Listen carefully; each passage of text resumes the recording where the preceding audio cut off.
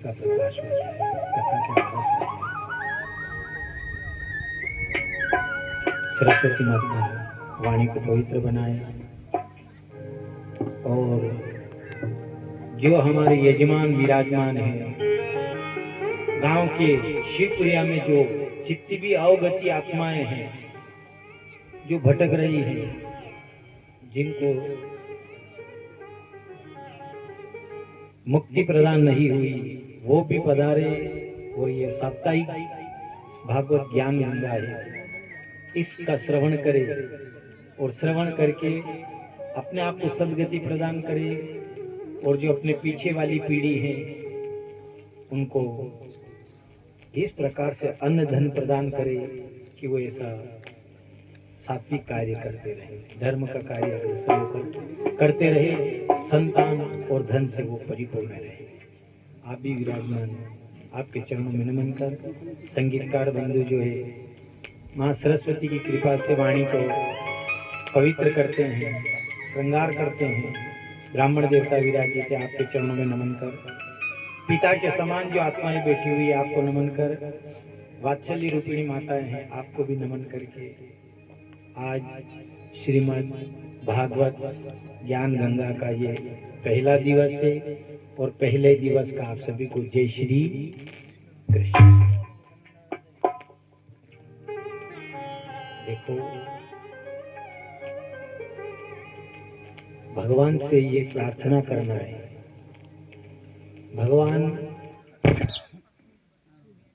भगवान से ऐसे वो अवगति आत्मा है और वो अवगति आत्मा जो रहती है वो पितृ देवता के रूप में रहते हैं और वो अपने परिवार वाले को दुख देते हैं। कथा से क्या होता है, जब अपन एक आसन से कथा श्रवण करते हैं, मान लिया ये तो आपने कथा निजी कथा करवा रहे हो, आप मान लिया आपके गांव वाले हो, आप कथा करवाने की ताकत रखते हो, लेकिन कोई कोई ऐसे है जो कथा नहीं करवा सकते, फिर क्या करें?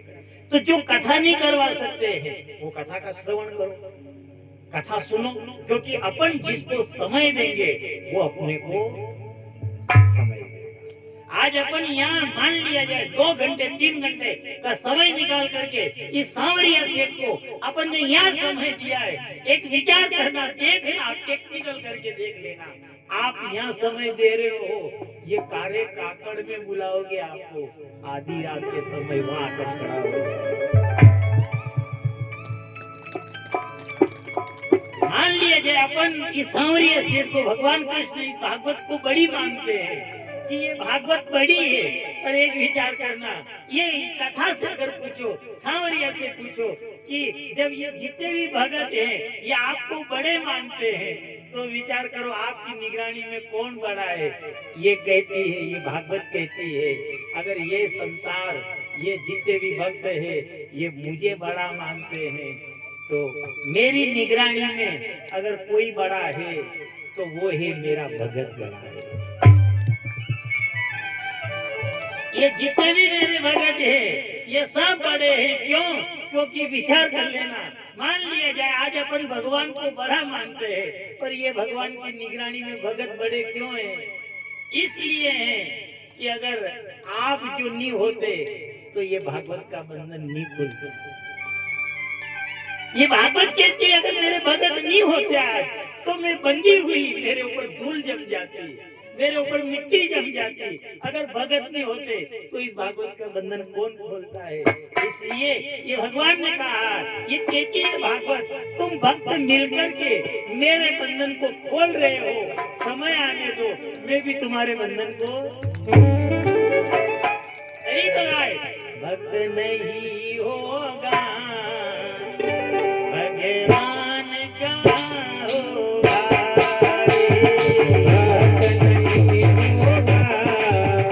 भगवान का होगा,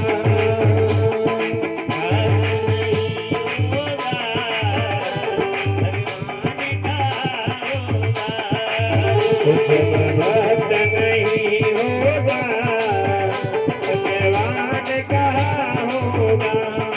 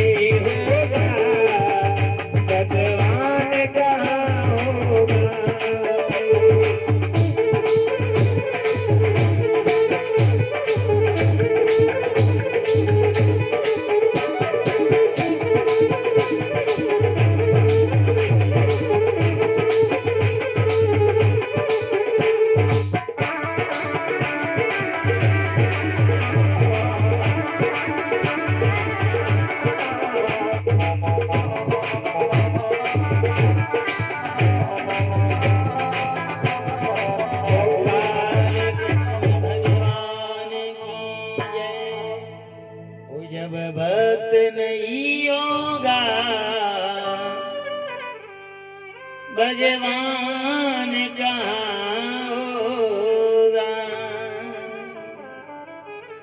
इसलिए ये भागवत कहती है, अगर मुझे मेरा भगत बड़ा मानता है और मेरी निगरानी में अगर कोई बड़ा है तो वो मेरा भक्त बड़ा है। एक विचार करना कभी अपने आप को, मान लिया आज अपन यहाँ करके बैठ गए, ऐसा अवसर आया है। कभी कहा जाता है मेहमान घर पे 2 बार आ जाते हैं, मेहमान 2 बार आ जाते हैं, मेहमान 10 बार आते हैं, लेकिन ये ऐसा अवसर केवल 1 बार आता है। 1 बार अवसर आता है। देखा होगा आपने, मेहमान आए और मेहमान जब दरवाजा खटखटाता है तो 2 बार बजाता है, पर जब ऐसा अवसर आता है तो ये अवसर केवल 1 बार दरवाजा खटखटाता है। और वो दरवाजा खटखटाया और जैसे उस अवसर के लिए अपन ने दरवाजा खोल दिया, वो अवसर अपने घर में मित्र अवसर कितना भी उपाय कर लो आप, ये साहब अरे यार असो वो बोलियो तो ना असो बिल्कुल वहां आइयो तो ना उनकी बात करूं, तो वो अवसर हाथ से निकलने के बाद जो अपने घर आने वाला अवसर होता है, वो अपने यहाँ से निकल करके फिर दूसरी ओर चल जाता है। इसलिए विचार करना। आज 88,000 ऋषि मुनियों ने जब प्रश्न किया, सुज्जी महाराज के पास में गए और सुज्जी महाराज से जाकर के प्रार्थना करी, हे गुरुदेव कोई उपाय हो तो बताइए कि जिससे ये सांसारिक जीव है ये जहां तक रहे वहां तक सुखी रहे, अंत समय मरने पर वैकुंठ हो जाए। कोई उपाय हो तो बताइए। इधर सुज्जी महाराज ने जब उन 88,000 ऋषि मुनियों की वाणी को सुना, उन्होंने कहा कि मैं आज तुम्हें वो कथा का प्रसंग सुनाता, जिस कथा को सुखदेव जी महाराज ने परीक्षित को सुनाई, और जो कथा परीक्षित को सुनाई उस कथा का नाम है श्रीमद् भागवत। एक विचार करना, भागवत के अक्षर 7 श्री म द भा ग व और त, ये 7 अक्षर श्री म द भा ग व त, ये 7 दिन के 7 अक्षर है, 7 दिन की कथा है। और हमारा जन्म भी 7 दिन का है। ने फेरे कितने होते हैं, फेरे भी। और विचार कर लो, मान लीजिए पिता की बेटी है, वो बेटी जब तक 7 फेरे नहीं होते हैं, 7 बावरी नहीं होती है, वो बेटी पिता की रहती है। और 7 फेरे होने के बाद वो बेटी पिता की नहीं रहती, वो फिर परम पिता की नहीं जाती। देखा होगा आपने, 7 फेरे के बाद वो बेटी पिता की रहती ही नहीं है, फिर वो बेटी वर की बन जाती है, वर की हो जाती है। और देखा होगा आपने, 7 फेरे के बाद आप उस बेटी से पूछना, देख ले पूछने वाले की बेटी क्या होगा। वो बेटी जब 7 फेरे ले लेती है, उसके बाद वो ससुराल चली जाती है, तो वो पिता की नहीं रहती है। और देखना कितनी बढ़िया बात कहती है, वो बेटी से पूछोगे ये कौन है, ये हमारे देवर है। ये कौन है, ये हमारे जेठ जी है। वो हमारे ससुर जी है। वो हमारी सासू जी है। वो बिना हिचकी के उंगली लंबी करके बताती है, वो मेरे जेठ जी, वो मेरे देवर, ये जेठानी, ये देवरानी, ये मेरी सासू, ये मेरे ससुर। पर जब वो उंगली घूमती हुई उन 7 फेरे वाले की ओर जाती है, ये कौन है, तो वो बेटी के ईश्वर वो शर्मा जाती है, वो नयन झुका लेती है। और जब उंगली जाती है उनकी ओर, ये कौन, वर। इसीलिए तो कहा है ईश्वर। ईश्वर किसे कहते हैं, इस आत्मा का जो पति है वो ईश्वर है। सात सात भावरी हो जाती है। 7 फेरे होने के बाद वो बेटी पिता की नहीं रहती है, वो बेटी वर की दुल्हन बन जाती है। इसी प्रकार जब अपन 7 दिन की कथा सुनते हैं तो ये आत्मा फिर ईश्वर की हो जाती है, चली जाती है। तभी तो कहा है ईश्वर। और देखा होगा कितनी गजब की बात है साहब, एक बात और मजा है, 7 फेरा में आनंद है। 7 फेरे होने के बाद वो बेटी पति के घर चली जाती है। वो पति ने बोली ड्रेस ही मत मलो, बन के डिजाइन नई की नई चावे, वह क्या जाएगा तो बेग टांगी नहीं घूमेगा। वो बेचारा क्या बोलिए कपड़ा नहीं पता बोली कपड़ा कैसा ने वो की भी दे मेकअप पे सवाल दे रू भी देता नहीं लवा तो मैं शादी कही लेवा गई। आप जितना भी वो कभी आपके डिजाइन पुरानी नहीं है ना, 1 साल निकलो दूसरे साल डिजाइन पुरानी भी जाए या तो पुरानी है पेटिया भरी जगी रहे तो भी क्या कपड़ा ही को नहीं मार ये काहे का है, ये बदौलत किसकी है? बदौलत 7 फेरे की, 7 दिन की। जब इस प्रकार का अपन कथा सुनेंगे, 7 दिन की जो कथा सुन लेता है, कहा जाता है नियमित ऐसा और नहीं होता। आप भागवत को खोल करके देख सकते हो, ये भागवत की वाणी है। 7 दिन की जो कथा नियमित रूप से सुन लेता है उसके घर का पितृदोष समाप्त हो जाता है। जिसको अपन समय देते हैं, अपन को समय दिया है तो निश्चित है आधी रात के समय उसको आना पड़ेगा। ये भगवान और भक्त का जोड़ा है। और एक बात और ध्यान रखना, कभी ये विचार मत करना पैसे से आपका ब्याह शादी हो सकता है, पैसे से विवाह हो सकता है, पैसे से आप मकान बना सकते हो, पैसे से जमीन ले सकते हो, पैसे से प्लाट खरीद सकते हो, पर पैसे से कथा नहीं होती। कथा कभी भी पैसे से नहीं होती है। कथा होती है तो मेरे सांवरिया की कृपा से होती है। सांवरिया की कृपा अगर नहीं हुई तो आप कितना भी उपाय कर लो, कथा में आप पैसा लगा ही नहीं सकते हो। इसलिए हर चीज को आप पैसे से जोड़ लेना, लेकिन कथा को कभी पैसे से मत जोड़ना। कथा अगर होती है तो कथा वो सांवरा सेठ की कृपा से। उनका देखिए होगा आपने घना 20-20 लाख रुपया लगे थे, 20 लाख रुपया शादी में 20 लाख रुपया लगे थे। और 20 लाख लगाओ के बाद में फिर नियम है कि सत्यनारायण भगवान की कथा करवानी पड़ेगी।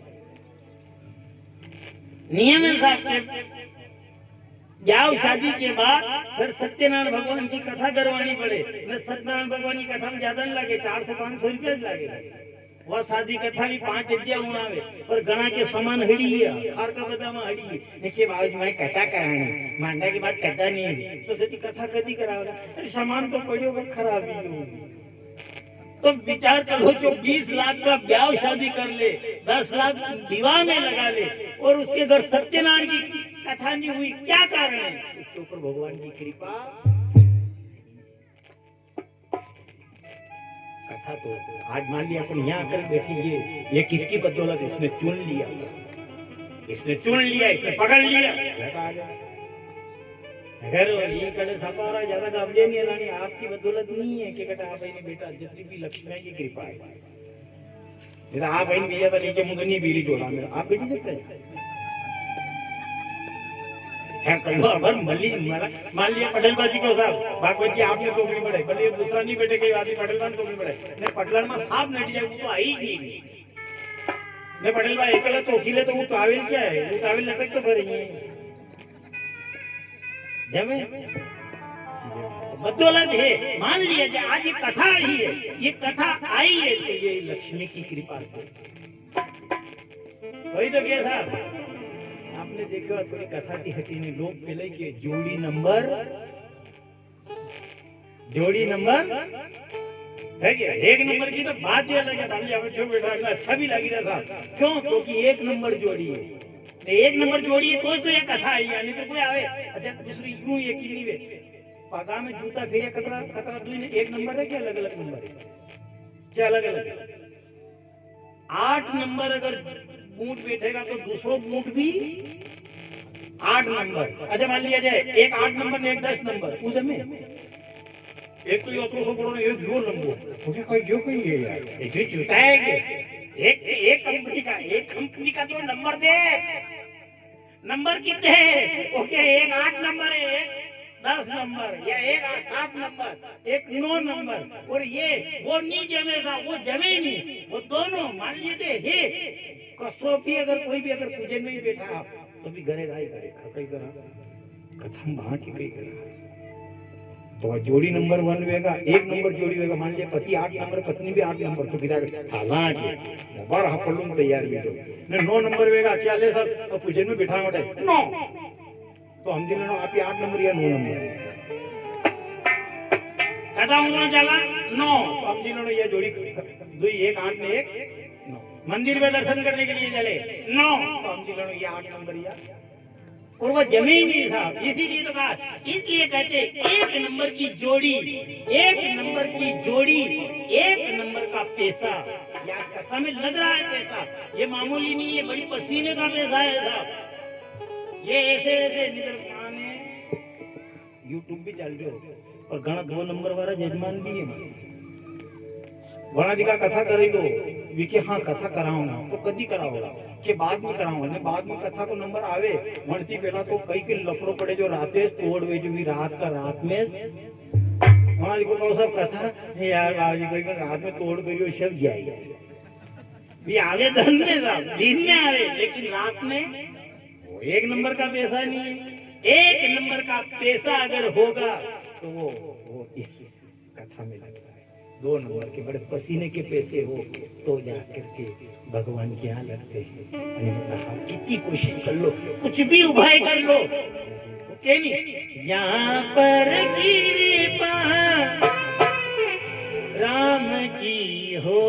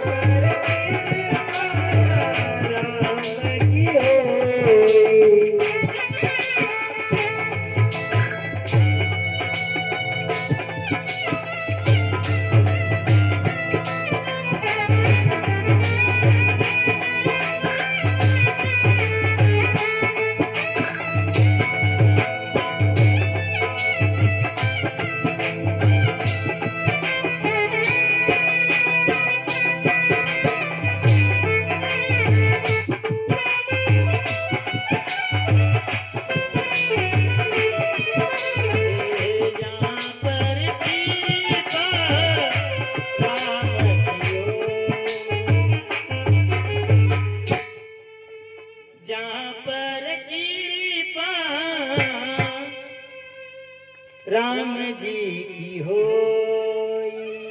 गोपाल कृष्ण भगवान की।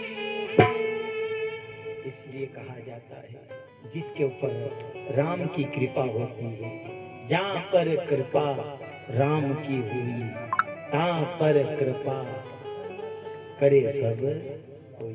जिसके ऊपर राम की कृपा हो साहब। इसलिए कथा को कभी भी पैसे से मत जोड़ना, पैसे से कभी कथा नहीं होती है साहब।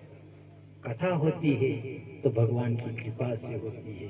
उसकी कृपा हुई साहब और उसने ये आप सबको पकड़ लिया है, ये उसकी कृपा है। अन्यथा मान लिया कोई काम आ जाता, हुई साहब, मान ली इसकी इच्छा नहीं थी तो जो पहले अपने वो साहब वो आगे बढ़ाना था। अभी मान लीजिए अभी भी अगर किसकी कृपा नहीं होती या अपने पितृ देवता की इच्छा नहीं होती तो ये क्या कथा होती? तो ये ऐसा अवसर आए जिसकी जेब में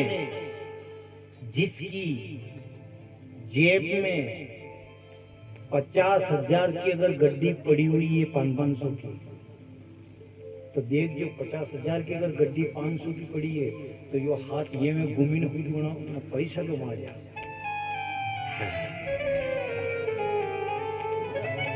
देख आप नहीं यकीन में तो कभी नहीं यकीन में टेक्निकल गरीब नहीं बड़ा अपना तो जल्दी फिर थोड़ा कर गड्डी पड़ी न जसु खाली हाथ लगी जाएंगे फिर वहां पड़ी अभी फिर यो हाथ ये में जाएगा न जाते जाते फिर जेनु कुछ मार जेनु। क्यों जाता है ये हाथ बार बार वहां क्यों जाता है?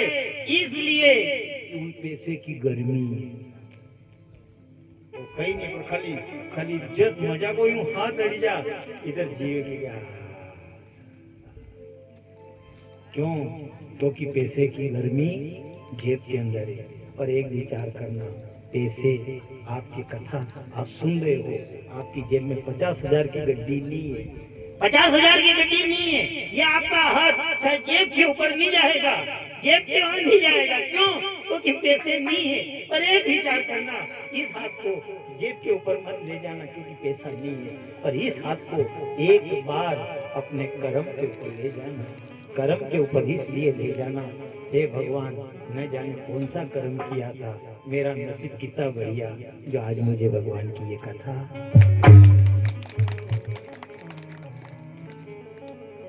ये सब कितनी भी उपाय कर लो, कितना विचार कर लो, इसलिए कर्म प्रधान विश्व रचिया का, जिसके कर्म अच्छे हो उन्हीं को इसकी कृपा मिलती। कर्म का ही तो मामला है। वो बुक देखिए, देखो कभी कोई बीमार हुई जा आपके घर में हम चार पूछवा आवे मैं चाय पियो 2-2 कप साहब पी जा कई जो सा घणी तबियत खराब है ने वो जेडी मासाई मेरे जेल के कई खायो छोड़ो